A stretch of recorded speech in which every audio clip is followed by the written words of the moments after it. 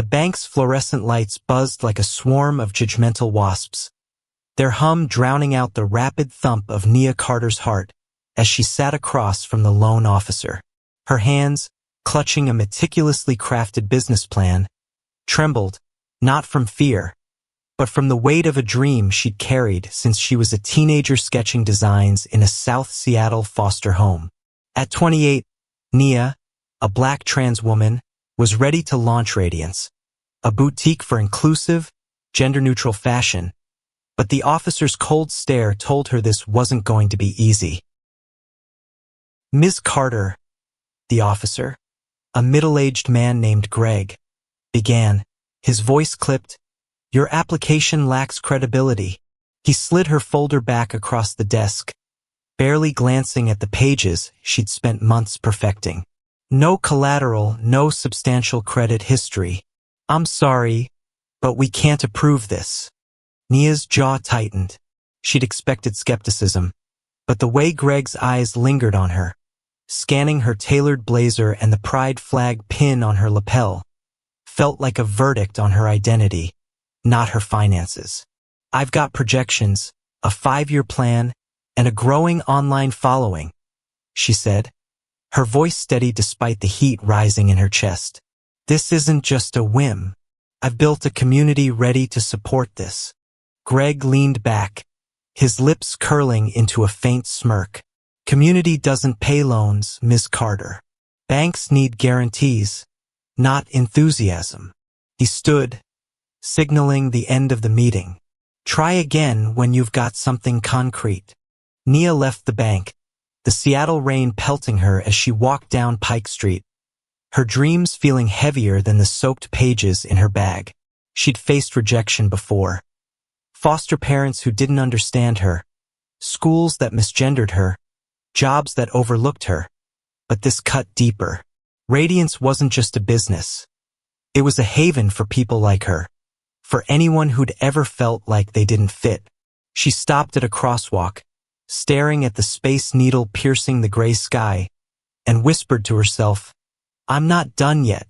That evening, she found refuge at Bean and Bloom, a queer-friendly coffee shop in Capitol Hill. The warm glow of string lights and the chatter of regulars eased her frustration. She sat at a corner table, revising her business plan, when a man approached, tall, graying hair, wearing a slightly rumpled suit. "Mind if I sit?" he asked, gesturing to the chair across from her. Nia hesitated, then nodded. "Sure. I'm Tom," he said, setting down a coffee. "I saw you at the bank today. Tough meeting, huh?" Her guard went up. "You work there." "Branch manager," he admitted, his tone gentle. "I overheard Greg. He's not our best ambassador. I read your proposal after you left. It's bold. Inclusive fashion for all identities? That's needed." Nia's eyes narrowed. "If it's so great, why'd I get shut down?" Tom sighed, glancing around the bustling shop. "The system's rigid. Greg follows it blindly, too many do. But I've seen your online presence, Nia. Your designs, your vision, they're real. I want to help." She leaned forward, skeptical. "Help how? You just said the bank won't budge." "Not officially," Tom said, lowering his voice. "But there are ways. Meet me here tomorrow, 6 p.m., bring your plan. No promises, but I've got an idea." Nia watched him leave, her mind racing. Was this a trap or a lifeline? She didn't know Tom, didn't trust banks, but something in his eyes, genuine, almost conspiratorial, made her want to believe. She spent the night poring over her plan, refining every detail, fueled by a mix of hope and defiance. The next evening, Bean and Bloom was alive with laughter and the clink of mugs. Tom arrived, carrying a worn leather satchel. "I've got a friend," he began, sliding into the seat across from her. "Elena Ruiz runs a small investment group for underrepresented entrepreneurs. She's interested in your pitch. But there's a catch. She's selective, And you'll need to sell radiance like your life depends on it. Nia's heart leapt. When can I meet her? Friday, Tom said. She's in town for a conference. I'll set it up. But Nia, this isn't just about numbers. Elena invests in people. Show her who you are. For the next 2 days, Nia barely slept. She tailored her pitch, practiced in front of her roommate, Jamal, a barista with a knack for blunt feedback. You're too stiff, he'd say, tossing popcorn at her during rehearsals. Loosen up. Be you. By Friday, she felt ready, not just to pitch, but to fight for her place in a world that kept trying to box her out. The meeting with Elena was at a sleek co-working space downtown. Elena, a sharp-eyed Latina in her 40s, listened as Nia poured her heart into radiance. She spoke of her childhood, designing clothes to feel seen. Of her online community, thousands strong, craving a space where fashion wasn't gendered. Of her dream to create jobs for queer and trans youth. Elena's questions were tough but fair, probing Nia's finances, her scalability, her resolve. As Nia left, Elena's parting words lingered. I see you, Nia. I'll be in touch. Days passed with no word. Nia worked her day job at a thrift store, sorting clothes while her mind churned with doubt. Had she overshared? Was Elena just being polite? She confided in Jamal, who poured her a coffee and said, You're a force, Nia. They'd be fools not to back you. Then, on a rainy Tuesday, her phone buzzed. An email from Elena. Let's talk terms. Nia's scream echoed through the thrift store, startling a customer. She called Tom immediately, her voice shaking with gratitude. You didn't have to help me, but you did. Why? Tom chuckled softly. Because I've got a kid who's non-binary. They deserve a world where people like you can thrive. Nia hung up, tears mixing with the rain on her cheeks. This wasn't just about a loan anymore. It was about building something bigger, something that could change lives. She opened her laptop and started drafting designs, her fingers flying with purpose. Radiance was no longer a dream. It was a revolution, and she was just getting started. Nia's apartment, a cramped but colorful space in Fremont, became her war room. Fabric swatches covered the couch, sketches pinned to the walls, and her laptop glowed with spreadsheets. Elena's investment group had offered $50,000, enough to lease a small storefront and produce her first collection, but it came with strings.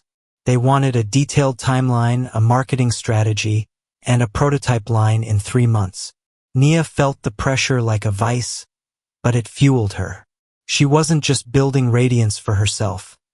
It was for every queer kid who'd ever felt invisible. Jamal, sprawled on the floor eating takeout, looked up from his phone. You're gonna burn out, Nia. When's the last time you slept? Sleep's overrated, she shot back, pinning a new sketch to the wall. A flowing tunic that could fit any body, any identity. I've got 3 months to prove I'm worth their money. Jamal raised an eyebrow. You're worth more than their money. Don't forget that. Nia smiled, but doubt gnawed at her. The bank's rejection still stung, and Greg's smirk haunted her. What if Elena's group saw her the same way, a risk, a nobody? She pushed the thought aside and texted Tom, who'd become an unexpected ally. Any advice for dealing with investors? She typed. His reply came fast. Be honest, but don't oversell. They trust you. Show them why. The next week, Nia met Elena again, this time at a bustling farmer's market in Ballard. The air smelled of fresh bread and lavender, and Elena's casual vibe, jeans, a linen blazer, put Nia at ease. Walk me through your vision, Elena said, sipping an iced coffee. Not the numbers, the heart of it. Nia took a deep breath. Radiance is about freedom. It's for the trans teen scared to wear what they love, the non-binary person who can't find clothes that fit their soul. I want a store where anyone can walk in and feel seen, not judged. And I want to hire queer youth, give them a place to belong.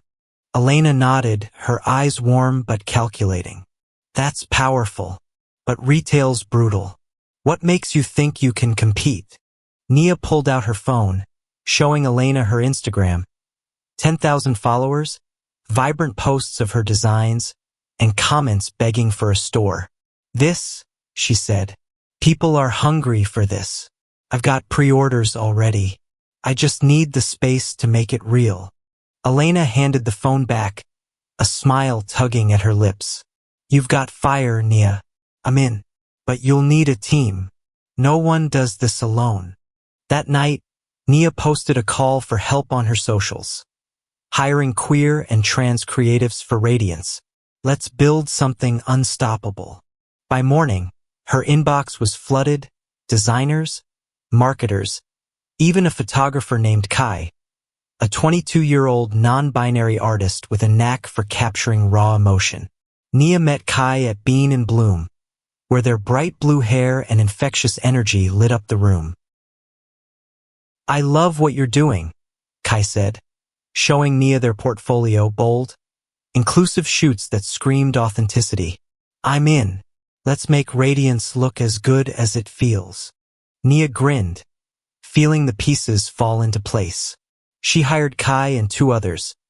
Maya, a 19-year-old trans seamstress with a gift for intricate patterns, and Leo, a 25-year-old gay marketing whiz who'd been laid off from a tech startup.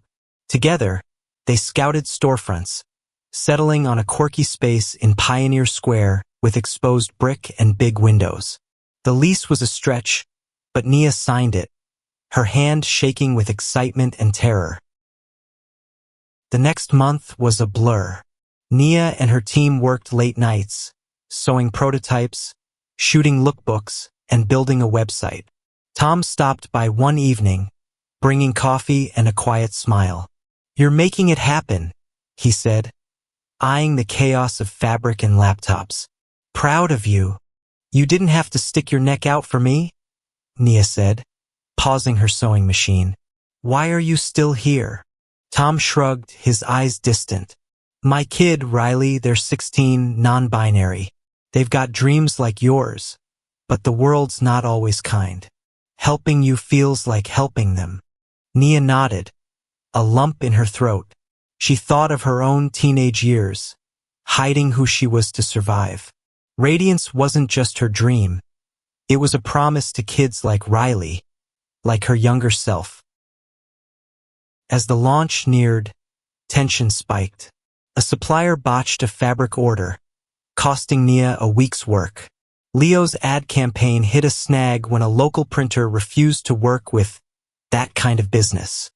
Nia felt the weight of every setback, but her team rallied.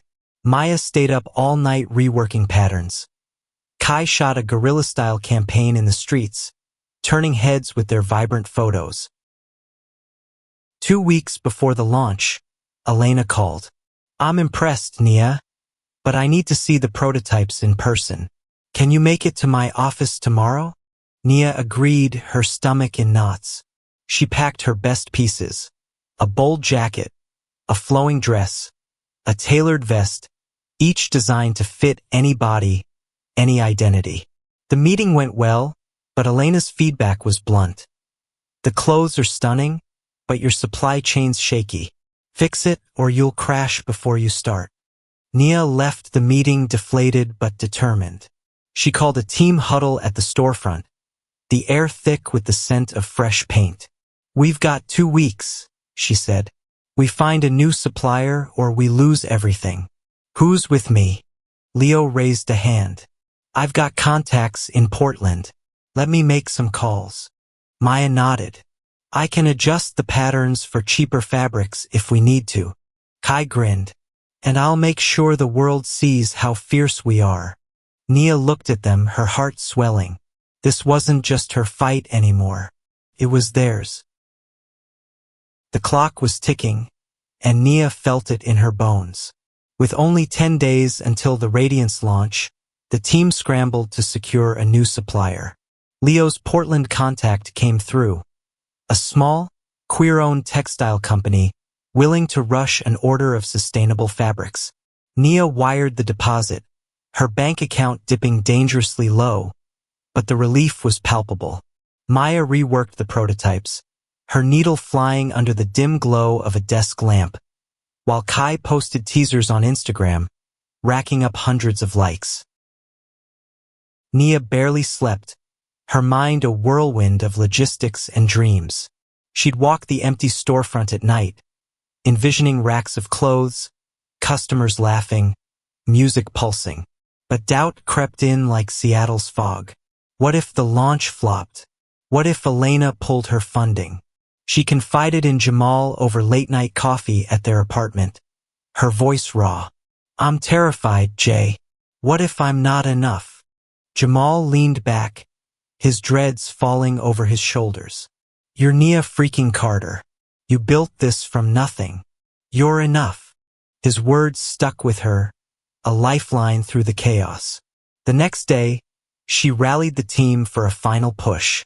They painted the storefront's interior a warm gold, hung fairy lights, and set up a display window with Kai's photos.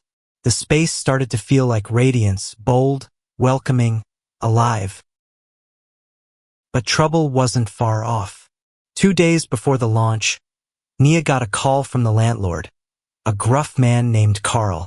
"I've had complaints," he said. "Some neighbors don't like your branding. Too political, they say. I'm reconsidering the lease." Nia's heart sank. "Political? It's a clothing store. We're about inclusion, not protests." Carl grunted. "Doesn't matter. I need to protect my property's image. I'll give you a week to address it." Nia hung up, fury and fear warring in her chest. She called Tom, who met her at Bean and Bloom within the hour.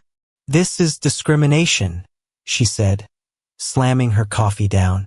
"They're fine with a vape shop next door, but my store's too political?"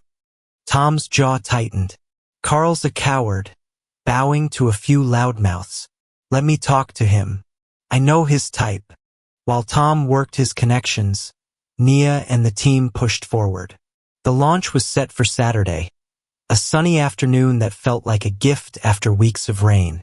They planned an open house with music, local vendors, and a runway show featuring real people, friends, followers, and queer youth from a local shelter.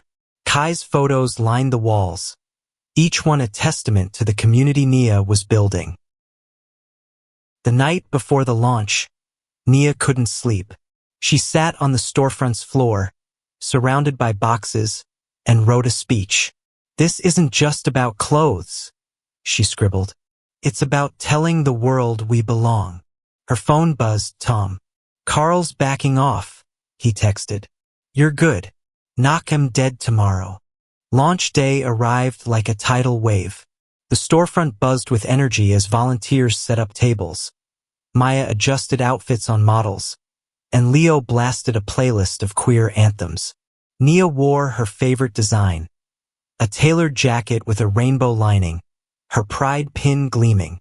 By noon, the street outside was packed. Customers, allies, and curious passers-by filled the shop, their voices blending with the music. Elena arrived, her presence commanding but warm. She toured the store, nodding at the displays, then pulled Nia aside. "This is incredible," she said. "You've built something real, but I need to see sales. Show me radiance can last." The runway show was the highlight. Models of all ages, sizes, and identities strutted in Nia's designs. Vibrant, fluid, unapologetic. A 17-year-old non-binary teen, wearing a flowing vest, beamed as the crowd cheered. Nia's eyes stung with tears. This was what she'd fought for. But as the show ended, Greg from the bank appeared, his suit crisp and his expression sour. "Didn't expect to see you pull this off," he said, his tone dripping with condescension. "Hope you can keep it up." Nia squared her shoulders. "I don't need your approval anymore, Greg. I've got people who believe in me." He smirked and left, but his words lingered, a reminder of the world she was up against. As the day wound down, Nia checked the sales, $8,000, more than enough to cover the next month's rent. Elena approached, a contract in hand. "You've got my full support," she said. "Let's make Radiance a chain." Nia grinned, exhaustion giving way to triumph. She thanked her team, her voice cracking as she hugged Maya, Kai, and Leo. Tom watched from the sidelines, a proud smile on his face. "You did this," he said. "Not me." That night, Nia stood alone in the shop, the lights dim. She traced her fingers over a rack of clothes, each stitch a piece of her heart. Radiance was open, but the fight wasn't over. She'd built a space where people could be themselves, but the world outside still pushed back. She thought of Greg, of Carl, of every door that had slammed in her face. Then she thought of Tom, Elena, her team, and the customers who'd filled the shop with love. She wasn't just building a business. She was building a movement. The weeks after the launch were a whirlwind. Radiance became a Capitol Hill staple, its gold-painted storefront drawing crowds from across Seattle. Nia's designs, bold, inclusive, and affordable, flew off the racks, and her Instagram following doubled. But success brought new challenges. The store was understaffed, the website crashed under traffic, and Nia's inbox overflowed with partnership requests, some genuine, others predatory. One morning, as Nia restocked shelves, a woman entered, sharp suit, sharper eyes. "I'm Vanessa Cole," she said, extending a hand. "I represent a major retailer. We're interested in carrying Radiance nationwide." Nia's heart raced. A national deal could change everything, but Vanessa's polished demeanor set off alarms. "What's the catch?" Nia asked, crossing her arms. Vanessa smiled thinly. "No catch. We'd produce your designs under our brand. You'd get a cut, of course." Nia's stomach twisted. "Under your brand? Radiance is mine. It's about my community, my story." "We'd keep the spirit," Vanessa said, but her tone was dismissive. "Think about the exposure." Nia declined politely, but Vanessa's visit lingered like a bad taste. She called Elena, who warned, "Big retailers will eat you alive. Stay independent as long as you can." The warning proved prescient. A week later, a local news outlet ran a hit piece, calling Radiance divisive and overhyped. Comments online piled on, some viciously transphobic. Nia's team rallied, Leo countered with a fierce social media campaign, and Kai shot a video of customers sharing what Radiance meant to them. But the hate stung and Nia felt exposed, vulnerable. She confided in Tom over coffee at Bean and Bloom. "I thought I was ready for this," she admitted, staring into her mug. "But it's like the bank all over again. People judging me for who I am." Tom leaned forward, his voice steady. "You're not just fighting for a store, Nia. You're challenging a system. That's why they're scared. Keep going." His words reignited her fire. She hired 2 more staff, both queer youth from the shelter, and trained them herself. Maya led workshops for aspiring designers, and Leo secured a partnership with a local queer arts festival. Radiance wasn't just surviving, it was growing roots. But growth brought pressure. Elena pushed for a second location, citing demand in Portland. Nia hesitated, her team was stretched thin, and she hadn't paid herself in weeks. Late one night, as she balanced the books, Jamal found her crying at the kitchen table. "I can't do it all," she whispered. "What if I let everyone down?" Jamal sat beside her, his voice soft but firm. "You're not alone. You've got us. Ask for help." The next day, Nia called a team meeting. "I need you," she said, her voice raw. Portland's a big step. Can we do this? Leo grinned. I've got a marketing plan ready. Maya nodded. I can train new seamstresses. Kai raised their camera. And I'll make Portland fall in love with us. With their support, Nia scouted a Portland location, a cozy space in the Pearl District. Elena approved the expansion, wiring funds for the lease. But as Nia signed the contract, a new threat emerged. Greg, the loan officer, had joined a local business council and was pushing to block Radiance's permits, citing community concerns. Nia learned of it through a tip from Tom, who'd overheard Greg at a bank event. He's got no real power, Tom assured her. But he's petty. Watch your back. Nia confronted Greg at a council meeting, her voice steady despite the crowd. You denied me a loan because of who I am, she said. Now you're trying to stop my permits? This isn't about business. It's personal. Greg's face reddened, but he deflected. I'm protecting local standards. Your store's controversial. The room murmured, some in support, others against. Nia stood tall. Radiance is about belonging. If that's controversial, maybe the problem's not me. The council approved her permits, swayed by her passion and the crowd's support. But the victory felt hollow. Greg's vendetta was a reminder that success didn't erase prejudice. Nia threw herself into the Portland launch, determined to prove him wrong. The Portland opening mirrored Seattle's. Music, models, community. Nia wore a new design, a vibrant jumpsuit that felt like armor. Customers packed the store and sales soared. Elena flew in, her smile wide. You're building an empire, she said. What's next? Nia hesitated. An empire sounded grand, but she wanted Radiance to stay true. Small enough to care, big enough to matter. She thought of the queer youth she'd hired, the customers who'd cried trying on clothes that fit their identity. This was her purpose. As she locked up the Portland store that night, her phone buzzed. A text from Tom. Riley loved the opening. They're wearing your jacket. Thank you. Nia smiled, her heart full. She was tired, bruised, but unbreakable. Radiance was more than a store. It was a beacon, and she'd keep it burning.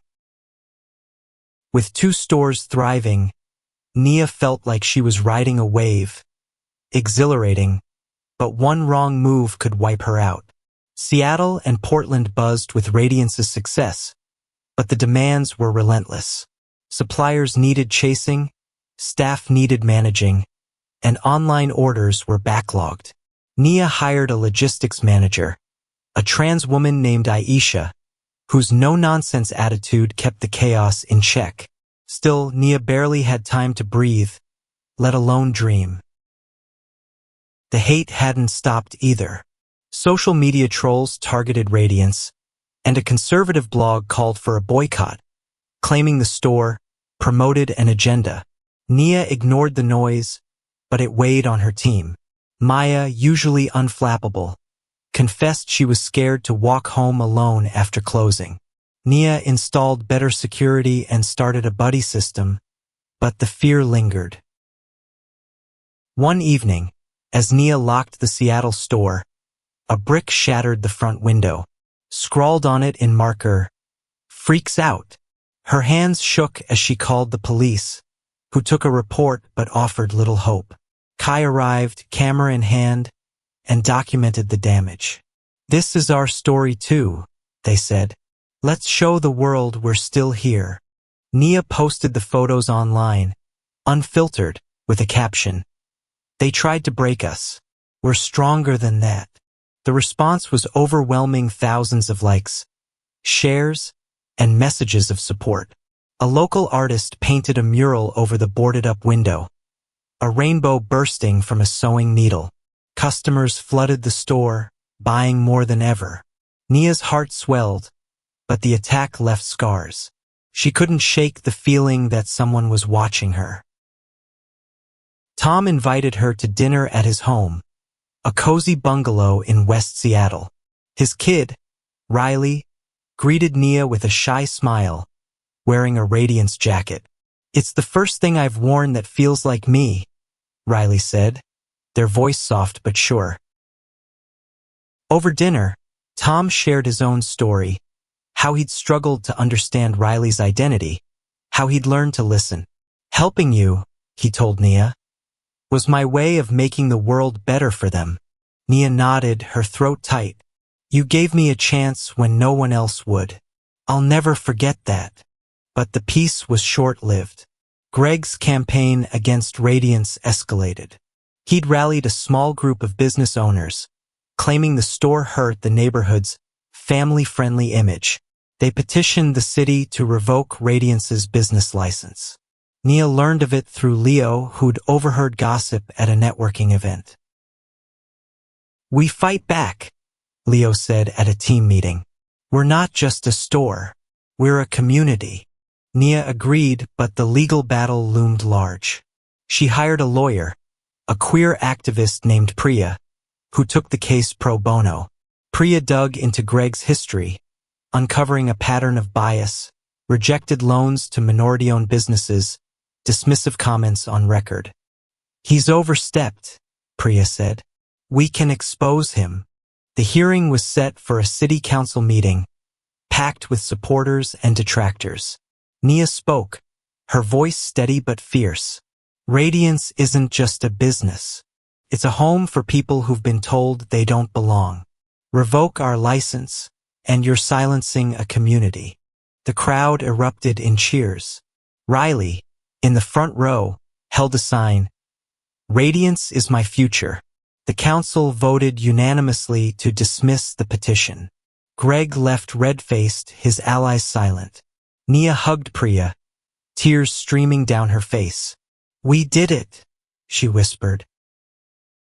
But victory came at a cost.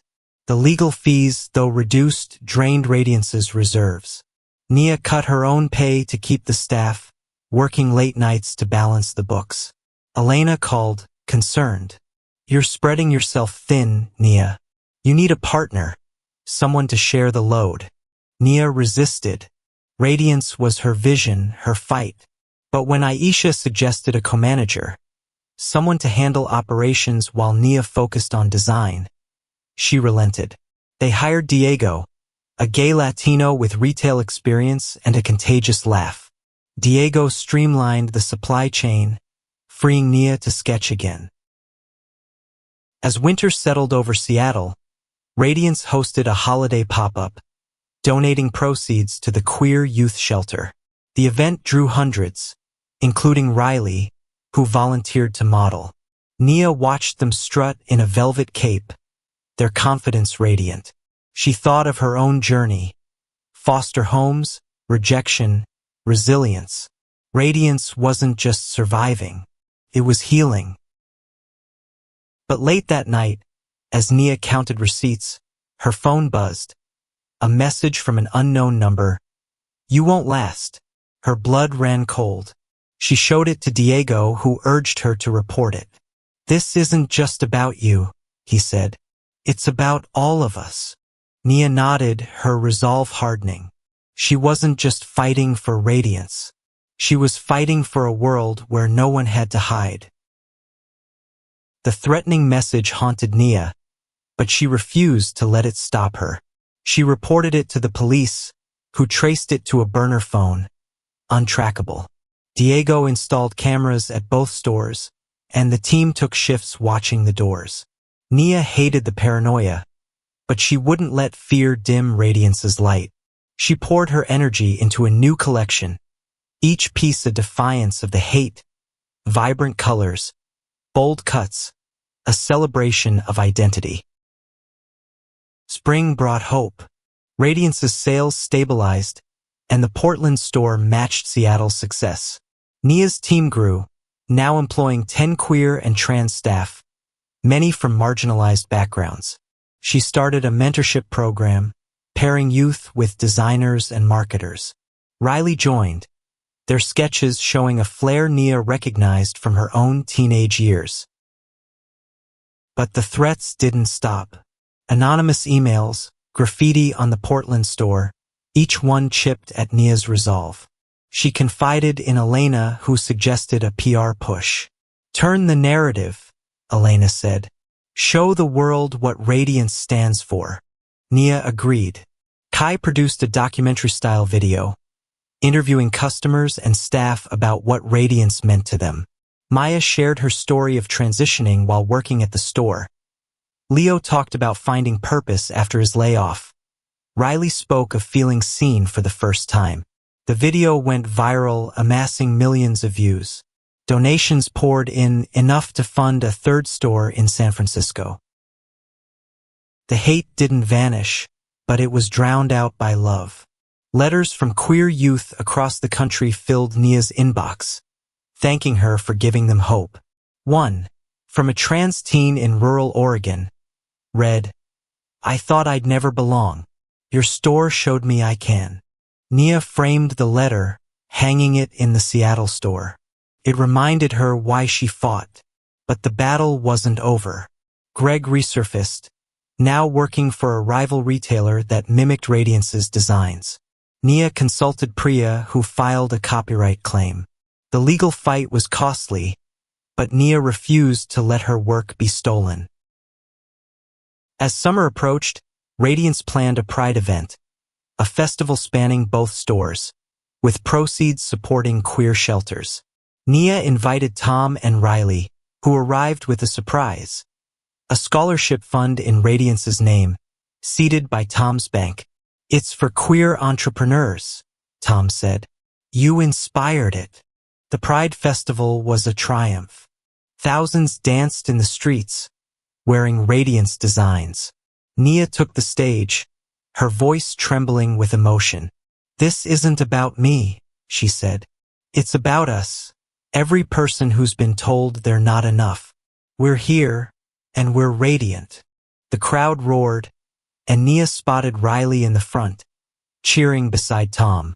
She thought of the bank rejection, the brick through her window, the threats. Each had tried to break her, but instead, they'd forged her into something stronger. The San Francisco store opened that fall, a beacon in the Castro district. Nia flew in for the launch, her team by her side.